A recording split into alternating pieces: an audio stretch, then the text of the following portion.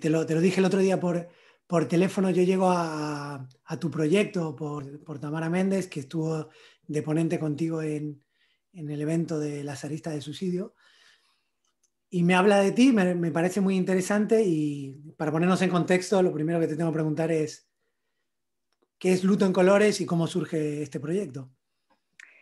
Bueno, pues Luto en Colores nació hace ya casi 7 años, en marzo, a finales de marzo hará 7 años, que es cuando perdí a mi hermana, a Esther, y ha sido un viaje, sobre todo, ¿no? Un viaje que lo pienso y digo, madre mía, ¿no? ¿Quién me va a decir a mí que se iba a poder construir todo esto, ¿no? A partir de una experiencia de dolor y de pérdida. En su momento, cuando nació el proyecto, fue sobre todo inicialmente para visibilizar la muerte por suicidio, porque era la muerte a la que nos enfrentábamos en mi familia con el tema de mi hermana. Pero lo que ha ido pasando es que el proyecto ha ido resonando en más personas y en el camino pues, se fue cruzando mucha gente, le fuimos dando forma a muchas cosas y cualquier tipo de duelo tiene acogida en el proyecto, ¿no?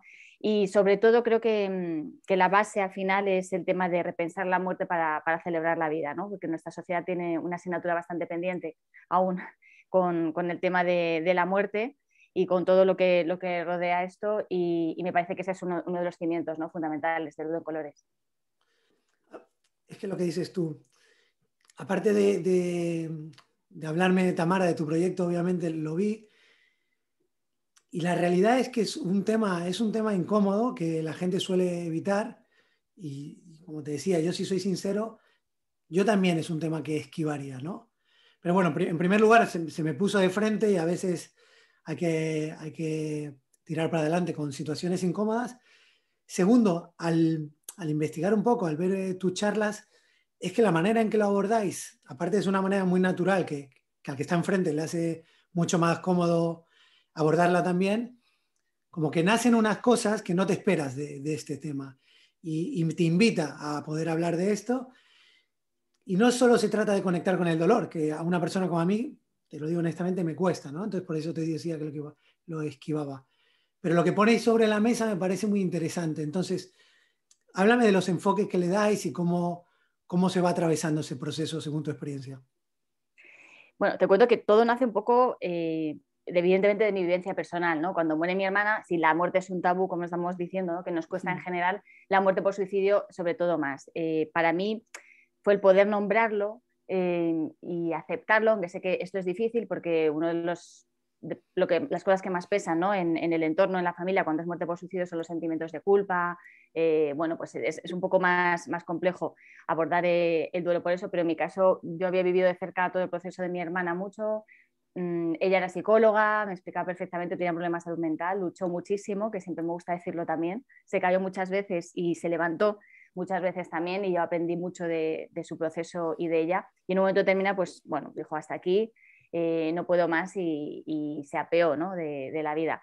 Entonces, claro, lo primero que me pasa a mí es que me encuentro con una vivencia de la muerte que no era la que yo me hubiera esperado. Es decir, el dolor es inevitable, es evidente y es desgarrador y a esa experiencia de dolor te tienes que entregar porque no queda otra, ¿no? Cuando quieres a alguien y cuando tejemos estos vínculos de amor y de afecto, cuando la persona no está ya físicamente, pues es muy duro, pero es un camino que hay que transitar. Pero junto a todo eso, por eso esto se llama Luto en Colores, porque yo me veía viviendo en una diversidad, ¿no? de emociones, de sentimientos, de vivencias. Entonces estaba el negro, que simbólicamente es un poco lo que relacionamos, ¿no? en nuestra cultura occidental con el luto, con el dolor.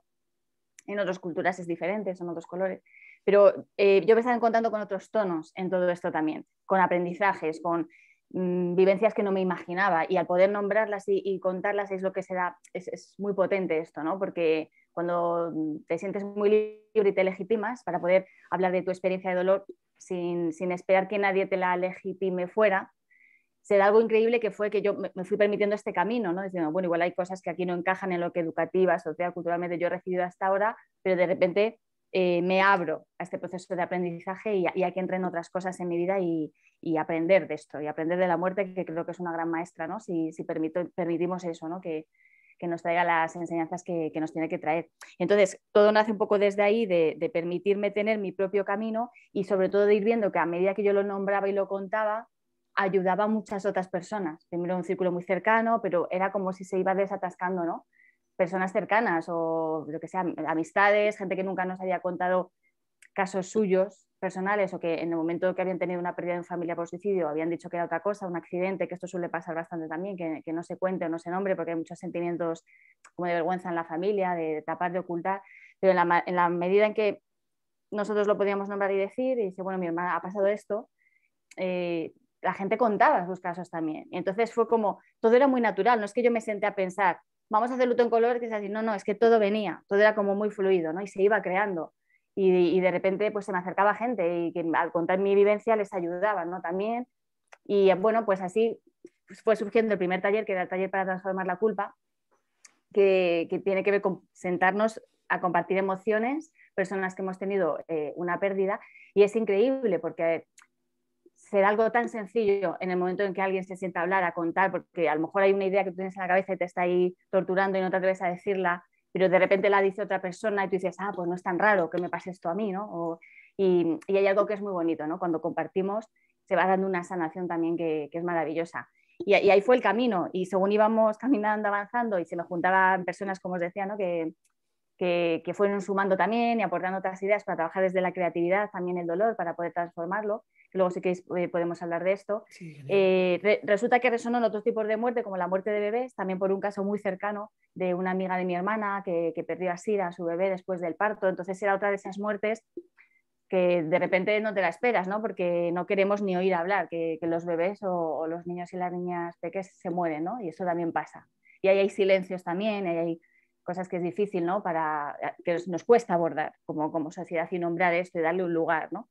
Y así fue como se han ido abriendo otros espacios y otro tipo de talleres y de vivencias para poder darle lugar de una forma, para mí es como muy fresca o muy natural lo que sucede en Luto en Colores, ¿no? Que se va creando desde un lugar muy bonito, que es muy sanado. Entonces, como tú decías, podemos estar hablando de temas muy duros, como es el suicidio, como es la muerte de bebés, como son la muerte en general, pero todo el mundo siempre sale con una sonrisa de todo lo que hacemos, de las charlas, de los talleres, de todo. O sea, siempre hay una idea de, como de alivio, de frescura. Entran a veces a una charla mía, me lo dice muchísima gente, que dice, yo he venido porque me ha traído alguien así, pero vengo un poco como con reparo, y cuando salen es como, wow, ¿no? Qué maravilla que hayamos podido compartir todo esto, porque creo que hablar es muy poderoso, es así de sencillo. A veces estamos siempre con las nuevas tecnologías y todo, pero que en lo sencillo está al final lo esencial. Es que comentas muchas cosas interesantes. En primer lugar, hablas de la culpa, ¿no? Que aparte de, con un tema de suicidio, aparte de lo que el dolor que tenéis, pues los que se quedan, entiendo que siempre estará la duda de poder haber hecho algo más y te martirizas. Pero aparte de eso, de tener el dolor, tu culpa, encima, según lo que comentas tú y según lo que se ve, la manera de manejar el luto, es que también tienes el condicionante externo, ¿no? Educativo, social, etcétera, que también te tienen que validar. Encima, con todas las dos emociones duras que acabo de comentar, encima tienes que estar pendiente de, oye, a ver si lo van a interpretar mal, o eso tiene que ser complicado, tiene que ser muy, muy sanador estar hablando con gente y decir, bueno, por lo menos los que tienen algo en común conmigo, que es el dolor y el amor por alguien que se ha ido, comparten eso, ¿no? Yo creo que eso valida todo.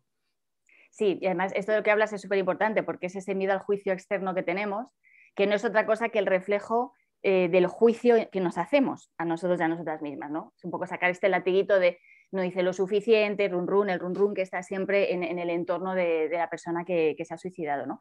Y es muy injusto porque muchas veces no ponemos en valor todo lo que sí hemos hecho y todo desde nuestros límites, desde nuestro conocimiento, ¿no? Y todas las veces que sí hemos estado ahí, que hemos apoyado, que hasta donde se puede llegar. Esto yo también para mí fue muy liberador entenderlo, ¿no? Es decir, estoy hablando siempre de mi hermana como persona adulta y todo este proceso, ¿no? de acompañamiento. Podemos acompañar, estar, pero controlar la vida de otra persona es imposible, de la misma manera que yo ya he aprendido que tampoco puedo controlar todo en mi vida, que habrá cosas que, bueno, las que tengo un margen, pero otras no. Y creo que 2020 nos ha enseñado, ¿no? A nivel global también que no todo está bajo nuestro control y que esa aparente situación de comodidad y en la que vivimos y de ese falso control pues se tambalea porque te viene un virus y nos pone patas arriba y es como, que a nosotros también nos puede pasar esto, sí, nos puede pasar, ¿no? Entonces es muy interesante con el tema de la muerte aprender esto, a soltar un poco el control y a entender que yo tengo un límite también y mirarnos más amablemente. Esto lo digo por las personas que se quedan, que nos quedamos, ¿no? Porque ese juicio es muy duro y estanca mucho más los procesos. Bastante tenemos ya con el dolor de la pérdida como para ponernos más piedras en la mochila. Y el miedo al juicio externo, que es, como decía, un reflejo del juicio que nos hacemos, tiene que ver también porque a la sociedad le cuesta muchísimo. Hay un tema para mí moral, ¿no? En el tema de en la cuestión del suicidio, que, por supuesto, vaya siempre de antemano que todo lo que podemos hacer por la prevención es maravilloso y claro que hay que pensar siempre con esperanza, ¿no? Y defender que muchísimas personas salen adelante, ¿no? A pesar de que tengan procesos duros con el tema de la enfermedad mental o con otras cuestiones, hay muchísima gente que sale adelante. O sea, quiero decir que pero cuando no es así, como en cualquier otra enfermedad, porque en la enfermedad mental como no se ve, es más invisible, nos cuesta entenderlo, pero en otros procesos de enfermedad sí lo vemos, ¿no? Que pues entendemos que con el cáncer hay gente que sale adelante con los tratamientos y otra gente se muere. Y esto hoy por hoy es así. No digo que no podamos evolucionar como sociedad, como humanidad, hacia una medicina más integrativa, más holística, hacia un modelo de salud que aprenda a ver más cosas para poder bueno, avanzar hacia otro lugar, pero hoy por hoy, con las limitaciones que tenemos, también con la medicina, también con la ciencia, también con todo, la muerte existe, ¿no? Y la enfermedad existe todavía. Entonces, creo que esto es lo primero que hay que integrar. Y con el suicidio se nos suma esa resistencia a entender que también ahí está pasando algo y que también hay enfermedades que pueden ocasionar muerte voluntaria en este caso, digo voluntaria en la manera en que tú te la proporcionas. Y hay una parte moral porque tiene que ver con esa resistencia, que eso es un juicio externo a pensar si alguien tiene derecho o no a hacer eso. Pero para mí esto ya no pasa por ahí, ¿no? No es si tienes derecho o no, es que cuando ya ha sucedido y ha pasado, no hay nada que vamos a cambiar de esa situación. Con lo cual, para mí, la gran pregunta es qué voy a hacer yo con esto, ¿no? Que la vida nos ha puesto delante. Si puedo utilizar esta experiencia de dolor para crear algo bello, para que mi vida también pueda ser bella, ¿no? Que para mí al final es el mejor homenaje que les podemos dejar a quienes se han ido, ¿no? Bueno, ¿qué vamos a hacer con todo esto? Claro, esa es la gran pregunta y lo leía cuando escuchaba de Luto en Colores o te leía en tu web. ¿Qué vamos a hacer con esto que la vida me pone delante? Y a raíz de ahí creo que surge, bueno, de mi opinión, algo que es el centro, podría ser el centro de tu proyecto, como es pues esta experiencia, cómo la voy a transformar y cómo voy a vivir de otra manera. Se trata de eso, ¿no? Porque es el título de repensar la muerte, ¿cómo es? Ahora, Repensar la muerte para celebrar la vida. Que era un poco esto, para mí, esa es la palabra clave, ¿no? Transformación. A ver, los procesos hay que vivirlos y es lo que decía antes, el dolor es inevitable, pero creo que hay un momento en el que si te puedes entregar confiando en que al otro lado hay algo más, es decir, pensando que no tenemos por qué quedarnos estancados ahí, que hay muchas etapas luego y que hay que ir viviéndolas cada cual con su tiempo, con su proceso, por supuestísimo, pero que el duelo es un proceso y hay un momento en el que pasas a otra cosa. Yo hoy no puedo decir que yo estoy en duelo, no lo estoy, evidentemente. ¿Eso significa que yo no pienso en mi hermana? No, significa que he recolocado a mi hermana de otra forma en mi vida y que su ausencia está presente en mi vida de otra forma, ¿no? Y para mí es un impulso vital maravilloso, ¿no? Y algo que me empuja, ¿no? En la vida y en el camino. Pero lo que quiero decir es eso, esta idea de confiar muchísimo en las capacidades que tenemos todas las personas, todas, aunque no lo sepamos, porque a veces no conectamos con eso, pero eso está ahí. Es que tenemos tantas capas externas que a veces nos cuesta conectar, ¿no? con esa sabiduría interna y todo lo que hay ahí para poder sostenernos en el dolor y luego, por supuesto, con la red que nos sostiene alrededor, ¿no? Que es la gente que queremos, la familia, las amistades y un montón de cosas más que pueden estar ahí también para sujetarnos. Pero esta confiar plenamente en que el dolor se puede transformar, que no hay por qué estancarse en el sufrimiento y que al otro lado hay algo más y no es que lo diga yo porque me ha pasado a mí y lo he vivido en primera persona, sino que lo veo constantemente, porque tengo la suerte de poder trabajar pues, con personas en duelo, en los talleres, en lo que hago, en sesiones y al final es maravilloso ver esa capacidad interna, ¿no? que tienen siempre las personas y creo que no hay que perder ese punto de vista. Y me gusta también decir siempre que el duelo no es una enfermedad, muchas veces se trata como si lo fuera y no lo es un proceso natural que tenemos que atravesar para elaborar ese dolor. Pero me encuentro mucho también, y esto es desde hace años, ¿no? Desde que empezó el proyecto, con personas, sobre todo mujeres muy dedicadas, con antidepresivos, ansiolíticos. Como siempre digo, no voy a cuestionar, obviamente, ¿no? Un profesional médico que determine que a esa persona le puede ayudar en ese determinado momento, eso, por supuesto. Pero lo que sí digo es que eso tiene que ir acompañado de algo más, porque a veces es llegar a atención primaria, la receta, estoy mal porque se ha muerto mi pareja, mi hijo, la receta de medicamentos y te vas a casa con eso. Y esas personas necesitan también un espacio para poder elaborar el dolor, compartir y sanar, ¿no? Y hablar. Puede ser un acompañamiento terapéutico profesional, por supuesto, o no. Otro tipo de grupos informales o espacios para poder hablar. Porque decía que esto de hablar, que es tan sencillo, es muy sanador. Conozco casos muy concretos, ¿no? de centros de salud que han puesto en marcha simplemente habilitar una vez al mes una sala para que la gente se reúna y hable y comparta. Y hay datos muy concretos y muy interesantes, ¿no? De cómo algunas de esas experiencias me contaban que habían reducido el consumo de ansiolíticos casi a la mitad, ¿no? En ese grupo de personas. Con lo cual, sí me parece que es muy importante que pongamos el foco en esto, ¿no? En que el dolor se puede sanar. Esto era muy natural antes, quiero decir que es que antes, si hablamos con nuestras abuelas, se nos contarán, ¿no? Como, pues bueno, esto de hablar de la muerte de otra forma, más naturalizada, el compartir. Lo que pasa es que ahora nos hemos ido como hacia esta sociedad del tabú, de lo rápido, no sé, de que tenemos que estar siempre bien y alegres, que el dolor molesta. Más que molesta es que no se sabe sostener al otro lado. Cuando alguien te está contando, se ha muerto mi hermana por suicidio, se ha muerto mi hija con 30 minutos de vida después del parto, a la otra persona le está poniendo algo que le hace, no quiero ir a hablar de esto, ¿no? Porque te pone una pantalla muy incómoda. Si hasta le ha pasado, me podría pasar a mí, ¿no? Entonces huimos mucho de esto. Que lo que dice es, bueno, has tocado un montón de temas muy potentes e interesantes sobre lo que dice de medicalizar el dolor, es que es una realidad, ¿no? Es que tú vas con un problema y normalmente se tiende a dar un ansiolítico, antidepresivo, etcétera. Tanto es así que se estima que el 11% de la población toma o ansiolíticos, medicamentos tranquilizantes. Y lo que entiendo que estás comentando es que si tú vas con eso, bueno, pues puedes paliar el problema, pero no estás yendo al fondo, ¿no? Lo estás enmascarando. Es como cuando te duele algo, te tomas algo, no se enmascara, pero luego va a salir y puede salir peor, ¿no? Exacto, lo estamos tapando. Al final es ponerle un tapón. Entonces, puede tener un sentido en ese momento, si yo, no digo que no, pero evidentemente eso va a salir luego. He conocido personas que han venido a un taller nuestro y llevaban 10 años o más, ¿no? A lo mejor tomando antidepresivos. Bueno, pues 10 años que han estado reteniendo, tapando, hasta que llega un momento que ellas mismas han dicho, no, aquí hay algo que yo tengo que sanar, aquí hay algo que no está bien.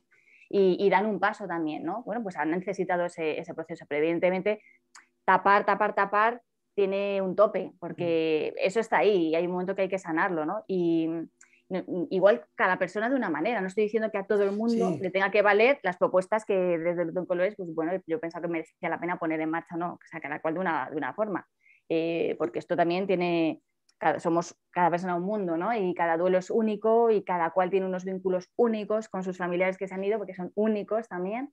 Entonces, bueno, junto a toda esa diversidad, lo bonito es que podamos encontrar espacios al menos también para compartir. A mí que me ha servido, porque bueno, a mí me ha servido muchísimo la meditación. Pero igual otra persona me dice, pues mira, es que a mí esto no me funciona, yo pues hago deporte, o quiero decir, cada uno, unos espacios en los que sí entendemos que hay que limpiar la mente de vez en cuando, porque es lo que más nos tortura y nos martillea, y hay un momento en que esto hay que vaciarlo y limpiarlo, ¿no? Y dejar que corra un poco de aire fresco, porque si no, esto es muy castigador, ¿no? Estar ahí todo el día con pensamientos muy, muy machacadores. Entonces, bueno, por lo menos si podemos contarnos y compartir, a mí me ha servido esto, pues mira, voy a probar, pues esto no lo sabía, que podamos al menos poner en común herramientas y cosas que nos sirven y de forma muy, muy natural, porque, bueno, pues he tenido alguna persona también en un taller que hicimos de yoga nidra, que es una meditación guiada, que se hace tumbada, y me acuerdo una mujer que ella no podía dormir por las noches por la muerte de su marido, estaba también tomando mucha medicación, y bueno, pues ese día conocí algo que ella no se imaginaba. O sea, ella empezó el taller diciendo, yo no sé si voy a poder aguantar, tumbada, media hora, y lo hizo, y para ella fue sorprendente decir, que mi cuerpo puede relajarse. Es que hay cosas que a veces son muy sencillas, y aprender que sí, que estamos preparados, nuestro cuerpo es perfecto, es una máquina perfecta, entonces claro que estamos preparados para dormir, para descansar. Lo único que lo impide es esto, ¿no? Es la mente y la cabeza, ¿no? Es esta agitación, ¿no? Entonces, bueno, pues hay herramientas que sí pueden servir o marcarnos un camino para entender que podemos trabajar desde diferentes lugares. Y, por ejemplo, en tu caso, ¿en qué momentos del proceso de la vivencia de suicidio de tu hermana estás? Yo ahora estoy en el ambiente, bueno, no sé decir si tendría que decir cuánto me duró el duelo, Sí recuerdo el primer año estar con mucho agotamiento físico, obviamente pues la tristeza, el dolor, pero claro, como ya me había nacido el luto en colores, yo estaba con un cóctel molotov de 1000 cosas, de empezar un momento muy creativo, que venían muchas ideas, de pum, pum. Entonces, a mí eso me ayudó un montón también en el proceso, ¿no? Y hoy en día, lo que te decía antes, mi hermana está colocada de una forma maravillosa en mi vida. Luego también hay algo que he aprendido mucho, que creo que podemos aprender también de otras culturas y de otras vivencias, que es cómo cada cual nos relacionamos con nuestras ausencias, ¿no? Y ese es un terreno que es sagrado para cada persona. Yo no sigo ninguna religión, porque, bueno, en concreto, que no me resuena, pero sí me considero una persona muy espiritual y esto desde hace años, ¿no? Antes ya de la muerte de mi hermana, pues yo venía pues, de practicar meditación, yoga, me interesaban mucho las filosofías orientales, bueno, en fin, sí que me resonaba mucho también la forma de culturas indígenas en Latinoamérica, de concebir nuestra conexión con la tierra, con el todo. Entonces, pues ya venía de cosas que creo que también me han ayudado luego a comprender, ¿no? El proceso de la muerte. Y digo que esto es muy único porque no tenemos por qué convencer a nadie de cómo estás viviendo tú esta relación con quienes no están. Y esto es maravilloso porque cuando creamos un espacio, como hacemos siempre en Luto en Colores, ¿no? Donde se pueda compartir sin miedo al juicio, la gente cuenta historias maravillosas de cómo sienten o perciben a sus seres queridos. Entonces, como el amor sigue, yo siempre lo digo también, la persona no está físicamente, pero el vínculo de amor continúa. Y yo siempre voy a ser la hermana de Esther y ella siempre va a ser mi hermana.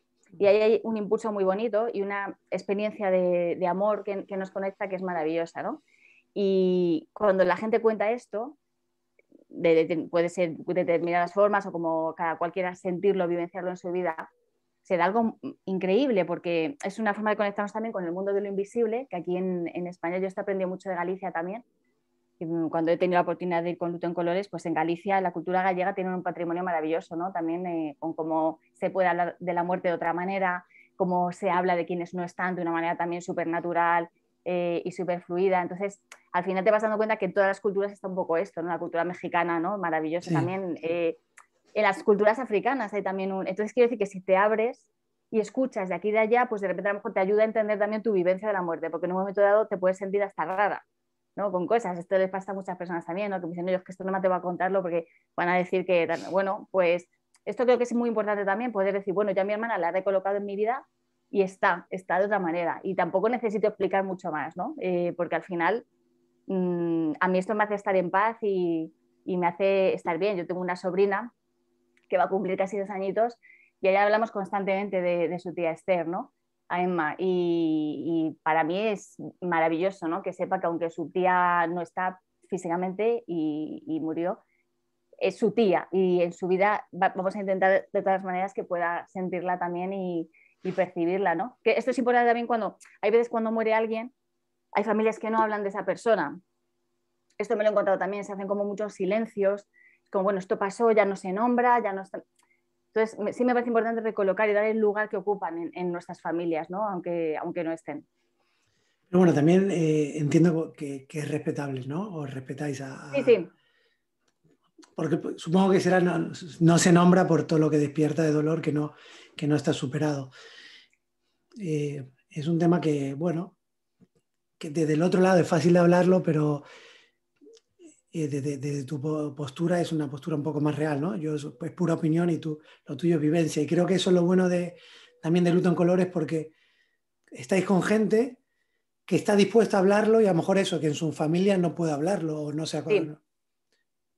Esto pasa mucho, es que, es que hay mil anécdotas, ¿no? Mil casos que te podía nombrar de esto, pero me acuerdo incluso personas que, pues a lo mejor llega la fecha de cumpleaños de la muerte, me acuerdo de una chica de su madre, y ella quería brindar, ¿no? Estaban en familia, ella quería hacer un brindis por su madre, y esto había sido también una muerte por suicidio, y no se atrevió a hacerlo porque nunca más había hablado de ella, entonces ella se autocensuró y no estaba bien con este tema tampoco, porque decía, o sea, yo debería poder decir por mi madre, ¿no? O brindo por ella. Sí, sí, sí. Y al final es como, bueno, si alguien se siente incómodo de esa situación, puede decirlo también, pero pues bueno, yo me acuerdo, yo misma, hablo de mi familia. A mi padre al principio le costaba más, ¿no? Cuando nombrábamos a mi hermana, pero mi marido y yo hablábamos mucho también y él cogía y se salía. O sea, nunca impuso nada, ¿no? No dijo, no, no, no habléis de esto, también me molesta. No, lo que hacía, si el dolor todavía era demasiado, cogía y se salía, ¿no? Del salón y luego volvía.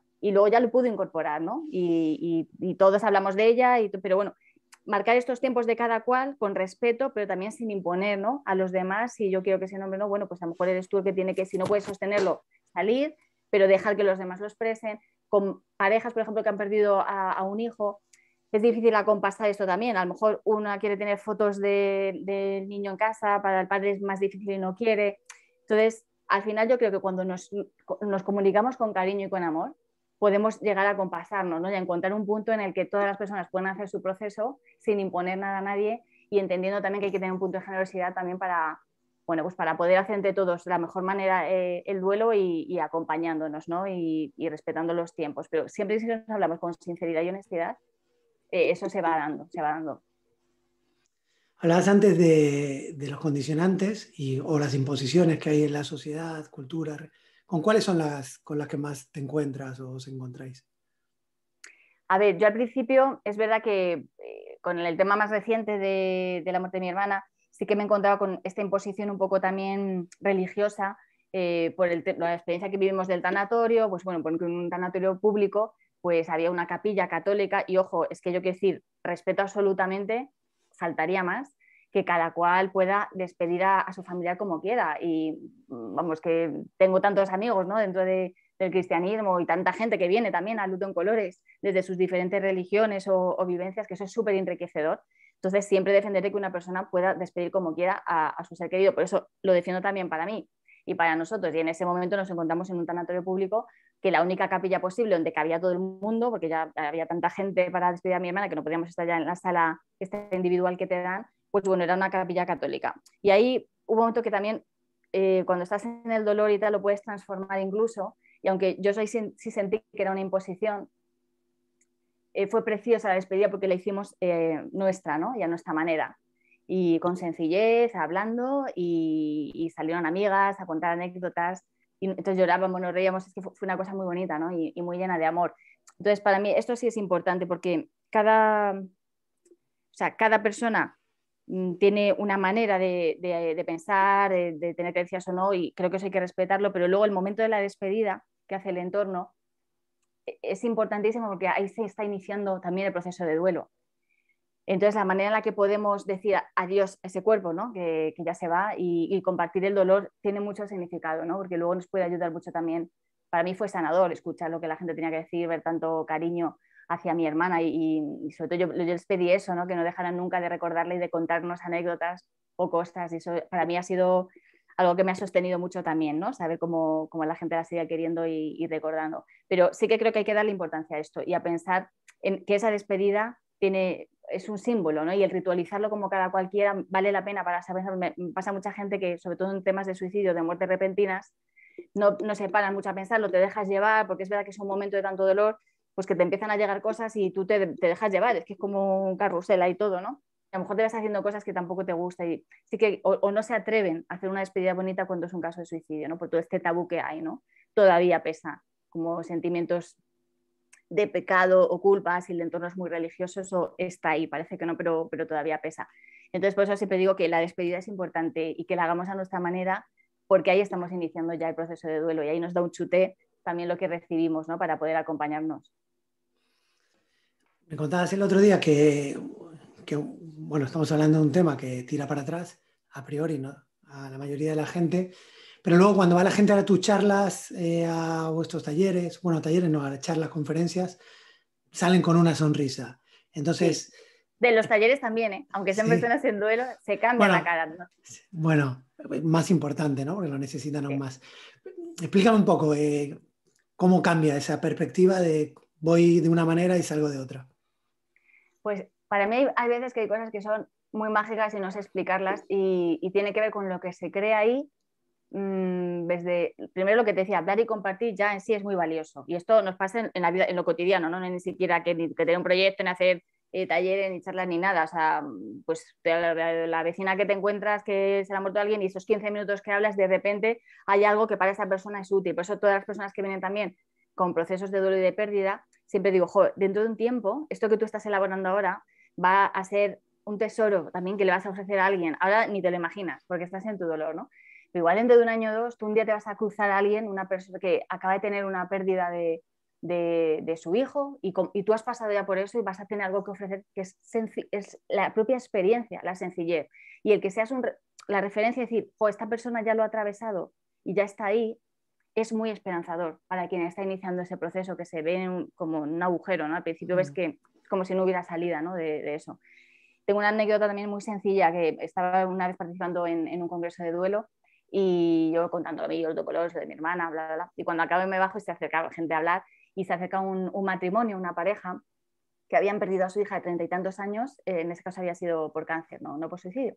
Entonces cuando se me acercaron, claro, yo pensé, bueno, pues me van a hablar de luto en colores, ¿no? Porque aquí nos ponemos también nuestros egos de todo esto. Y la pregunta que ellos tenían para hacerme era, ¿cómo están tus padres? Y fue súper bonito, porque claro, ahí me di cuenta que para ellos la identificación eran mis padres, no yo. Entonces, ellos, en todo lo que yo estaba contando, que estaban iniciando ese proceso de duelo por la pérdida de su hija, lo que necesitaban saber es a estas otras personas que les ha pasado lo mismo con su hija, cómo están, ¿no?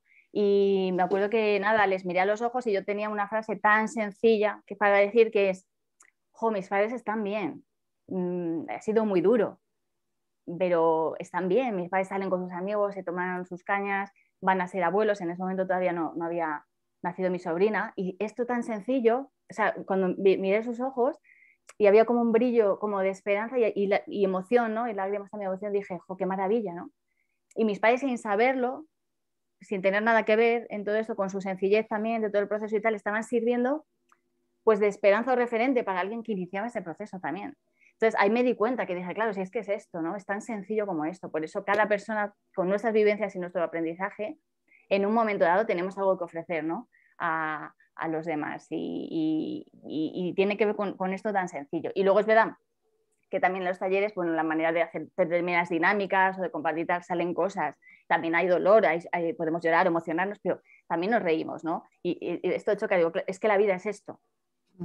Yo lo veía mi duelo desde el primer momento. O sea, puedo estar llorando por la muerte de mi hermana, pero a mí me encanta la música me ha ayudado siempre, igual que la meditación, para mí son mis medicinas, y yo podía estar pues en un concierto, ¿no?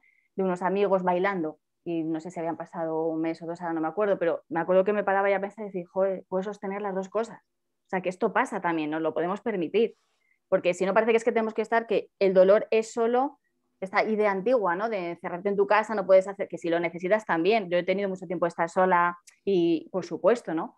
Pero que nos podemos permitir todo lo demás, que no hay una sola manera de vivir la muerte, ¿no? Y el duelo y la despedida, como decía, que te puedes permitir verte en cosas que te ayudan, aunque pienses que socialmente no están bien o no se van a entender. Si a ti te ayuda y te sana, eso es lo único válido.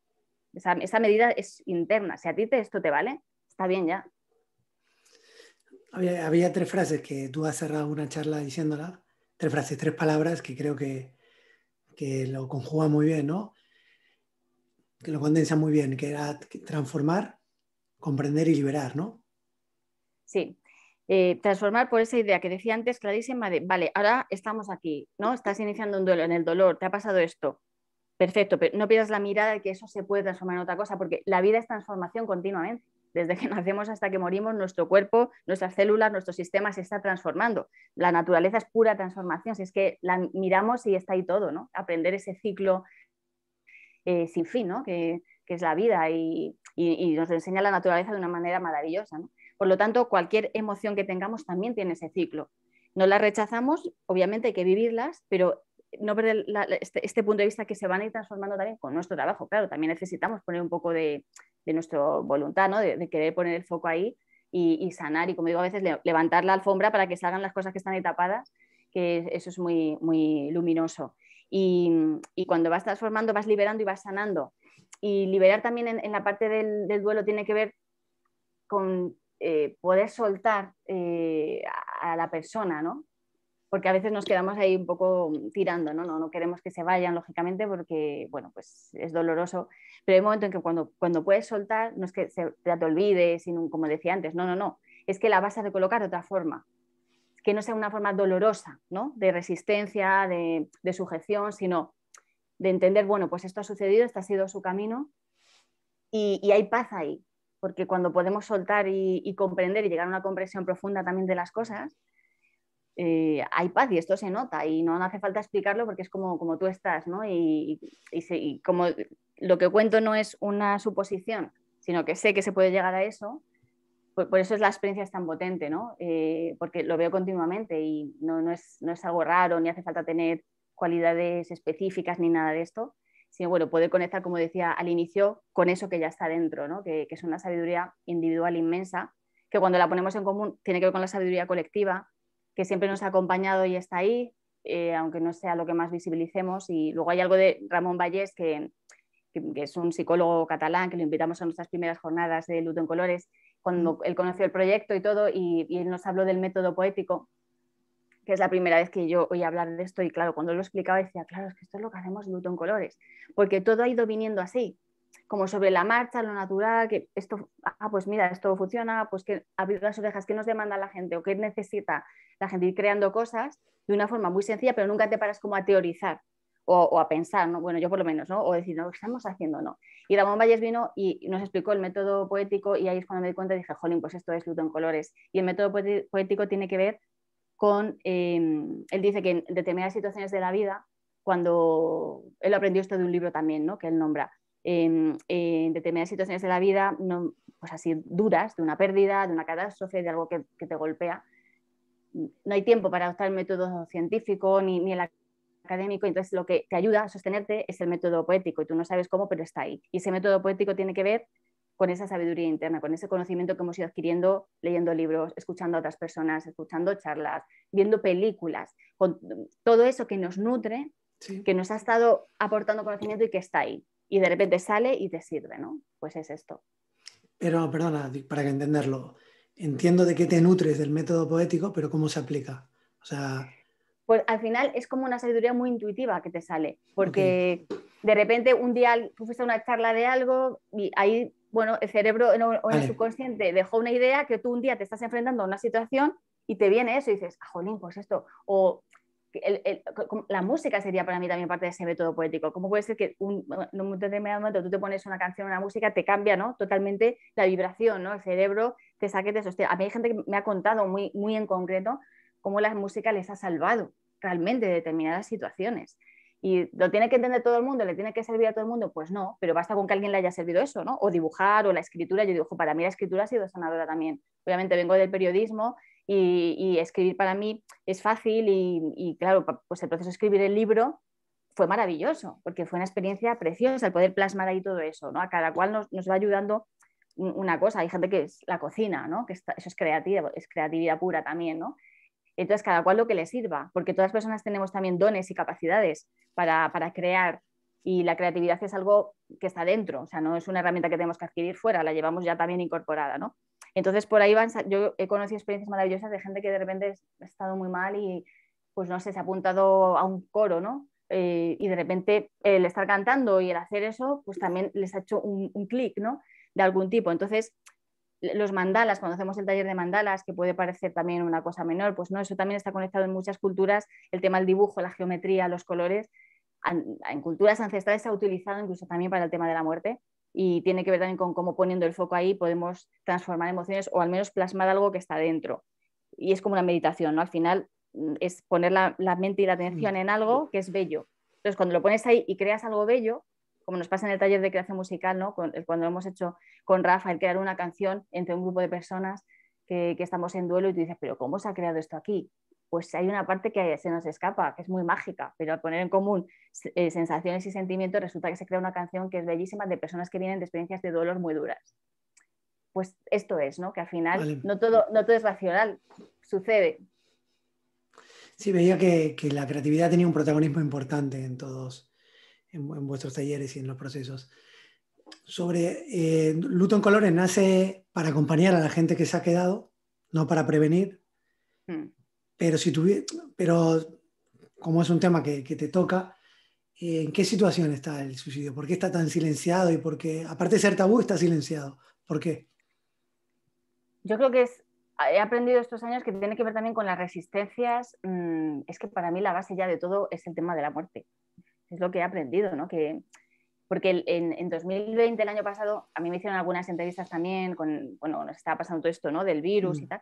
Y yo me acuerdo que me preguntan, ¿y qué tipo de personas contactaban con el proyecto y tal? Y yo decía, bueno, sí hay gente que contacta con Luto en Colores porque han perdido a sus familiares por COVID, pero yo decía, no, pero también sigue habiendo mucha gente que contacta con el proyecto por suicidios, por ejemplo, o por otras muertes, ¿no? Por muertes por cáncer y tal. Y yo siempre veía que esto no existe.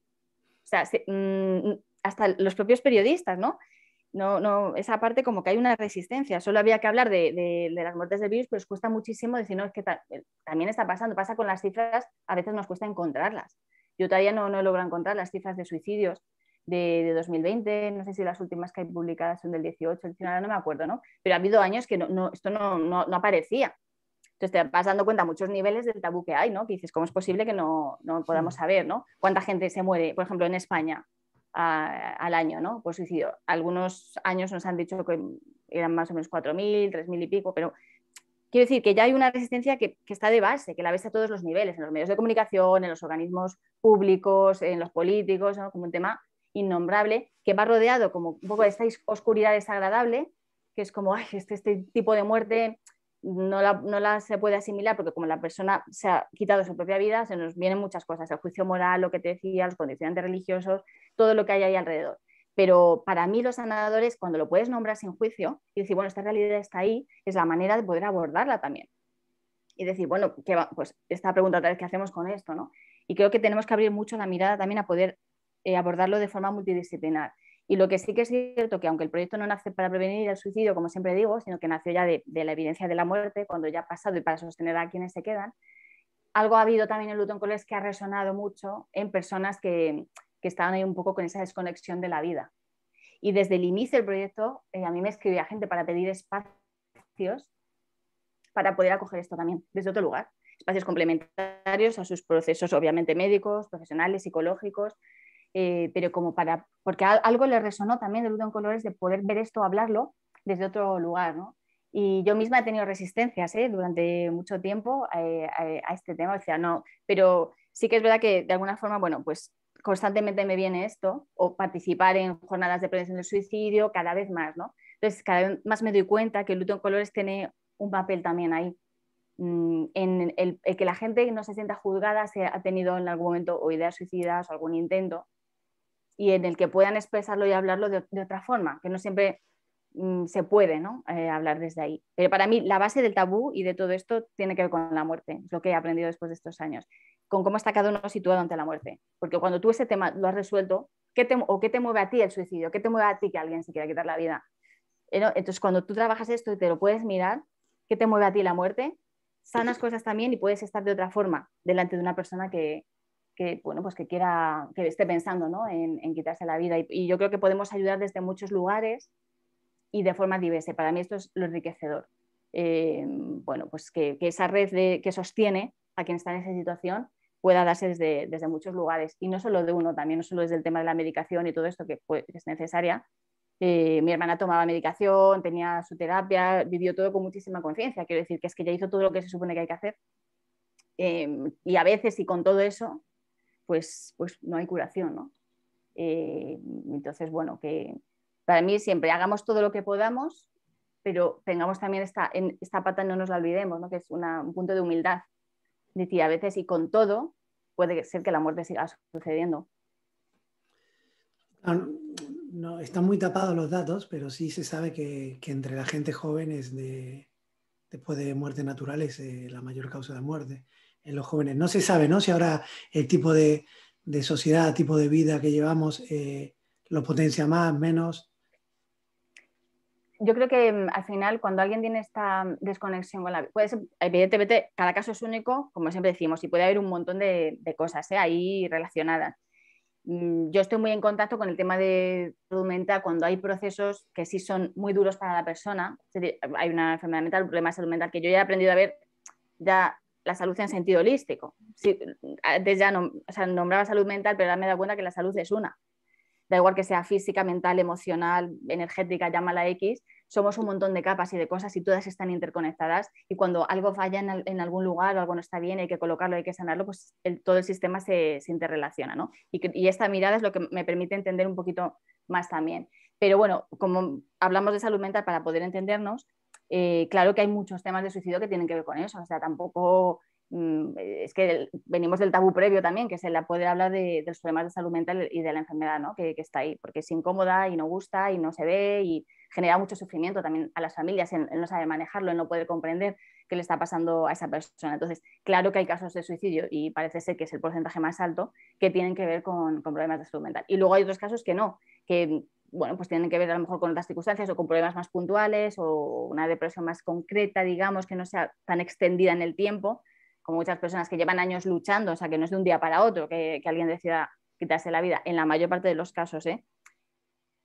Y luego decía, están estos, pero luego otros muy puntuales o cosas que no se entienden, ¿no? Por qué ha sucedido. Y en el tema de adolescentes y jóvenes, para mí es interesante, no quiero hablar mucho de esto porque es verdad que es un terreno que es más complejo, pero lo que yo conozco y que cada vez es más, también que me llega, y hace un tiempo estaba dando una formación para profesorado de temas de duelo y muerte y esto sale continuamente en los profes, ¿no? Esta preocupación que tienen por lo que ven, ¿no? En los institutos, en el colegio. Creo que ahí hay una desafección también de la vida porque nuestra sociedad se ha ido hacia un lugar tan material, y hablo de materialismo no solo en el sentido de las cosas, sino en el desconectarnos de una espiritualidad que es necesaria para entender dónde estamos. Y no hablo de la espiritualidad en sentido religioso, ni muchísimo menos. A quien le sirva la religión, sí, pero lo hablo en un sentido de algo que nos permita sentirnos conectados, ¿no?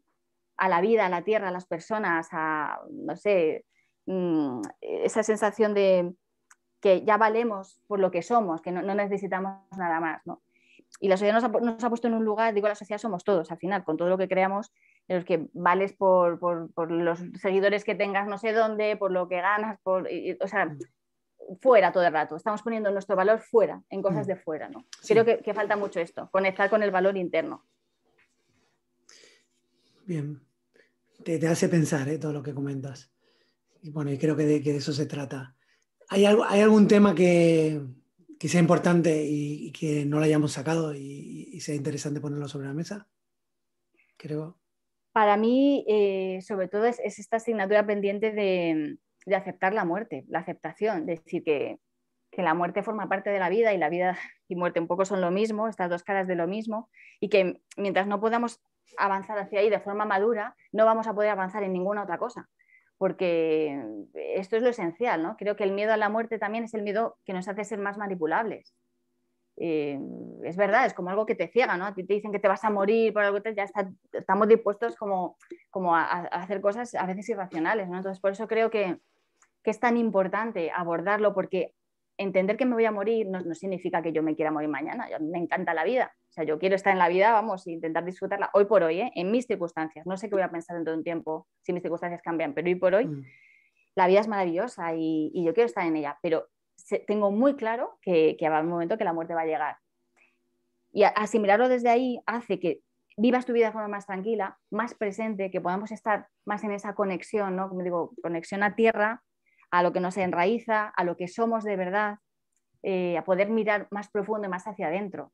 Y es maravilloso, por eso creo que la muerte es una gran maestra, porque nos pone un espejo delante interesantísimo para abordar todos los miedos, porque entender que me voy a morir me hace reflexionar sobre mi propia vida. O sea, a mí la muerte de mi hermana me ha hecho cambiar cosas en mi vida también. Yo pensaba que yo ya tenía todo como súper estructurado, ¿no? Ya soy periodista, no sé qué, yo ganaba premios de periodismo, todo estaba como, wow, todo estaba ahí, ¿no? En la periodista, que al final era también como un personaje, ¿no? Y la muerte me hizo transitar otras cosas, ¿no? Que me iba a mí a decir que yo iba a estar haciendo esto, ¿no?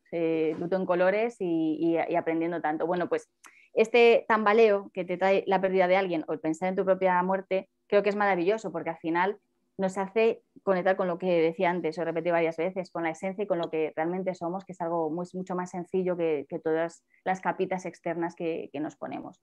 Por eso, cuanto antes se empiece a abordar el tema de la muerte, mejor.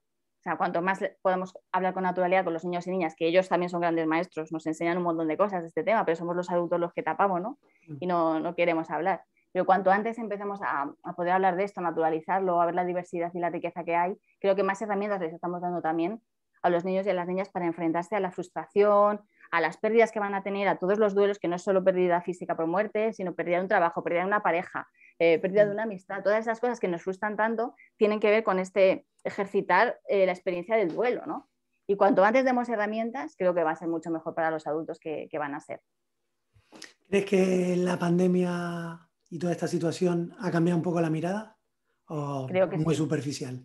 Yo creo que sí, aunque no queramos, por narices nos ha puesto en un lugar para mí muy interesante, de muchísimo aprendizaje. Como poco nos ha hecho tener que conectar hacia adentro esta sensación de, no, ahora sí o sí tienes que mirar cosas que antes no querías mirar, porque no, o sea, sí, era imposible, ¿no? Un poco escapar y esa posibilidad de sentir que es lo importante, pues el no poder ver a nuestros seres queridos esos meses, ¿no? De confinamiento, creo que eso ha sido, desde luego, para mí lo más difícil, ¿no? Lo que tengo más claro. Luego ha habido otras dificultades, por supuesto, que hemos atravesado muchísimas personas, económicas, de trabajo, de un montón de temas.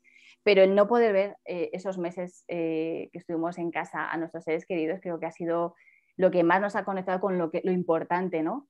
Con el amor, los vínculos, con lo esencial. Y al mismo tiempo poder seguir sintiendo ese amor, aunque no nos viéramos, que para mí tenía que ver mucho con lo que yo decía de mi hermana, que aunque no esté, yo la siento mucho en mi vida. Y bueno, pues esos meses que hemos estado sin ver a las personas que queremos, creo que algo nos han tenido que dejar. Creo que esto nos ha movido cosas a nivel colectivo y global, desde luego, pero a nivel individual e interno, si hemos querido escuchar, también.